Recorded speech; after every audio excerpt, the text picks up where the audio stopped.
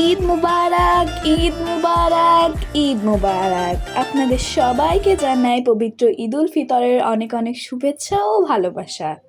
প্রতি বছরের মতো একই রকম সেমাই না বানিয়ে আজকে আমি আপনাদের জন্য নিয়ে এসেছি একদমই ইউনিক এবং চোখ ধাঁধানো একটি রেসিপি, সেমাই দিয়ে তৈরি পাখির বাসা।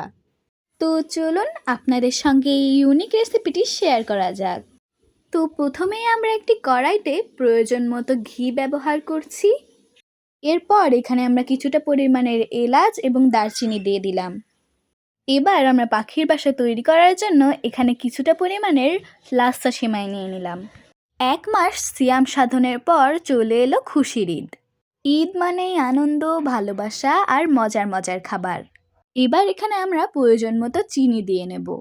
এবার সেমাইটাকে ভালো মতন ভেজে নেওয়ার পরে লিকুইড দুধের ভিতর কিছুটা পরিমাণের ফুড কালার দিয়ে রেখেছিলাম, এটা সেমাইটার ভিতরে দিয়ে ভালো মতন মিশিয়ে নেব। এই রেসিপিটা দেখতে যেমন সুন্দর, খেতেও কিন্তু ঠিক তেমনই মজাদার। বাচ্চা থেকে বড় সবাই কিন্তু এই রেসিপিটা দেখলে একদম ফিদা হয়ে যাবে। মাশাআল্লাহ, দেখুন এটার কালারটা কতটা সুন্দর এসেছে। এবার আমরা 4টা কাপে সেমাইগুলো দিয়ে নেব এবং পাখির বাসার মতো শেপ দিয়ে দেব। খুব আস্তে আস্তে করে চামচ দিয়ে এই শেপটি দিয়ে নিতে হবে। দেখুন ঠিক এভাবে করে। ঈদের দিন অতিথিদের সামনে এমন একটা আইটেম থাকলে সবাই অবাক হয়ে যাবে আর বলবে এটা কিভাবে বানালো।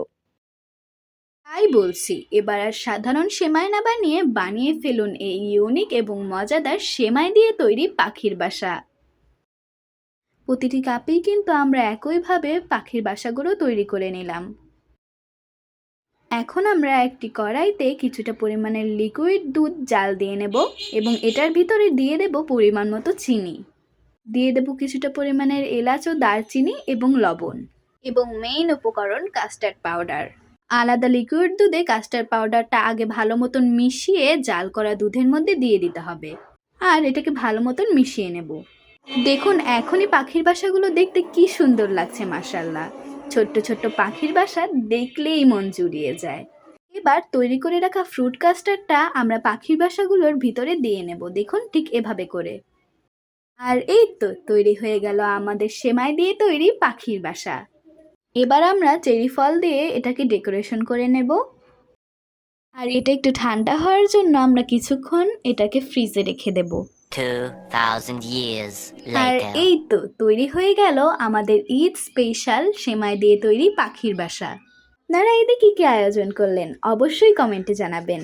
আর এই রেসিপিটা ট্রাই করলে কেমন লাগলো অবশ্যই কমেন্টে জানাতে ভুলবেন না। আরও একবার সবাইকে জানাই ঈদ মুবারক।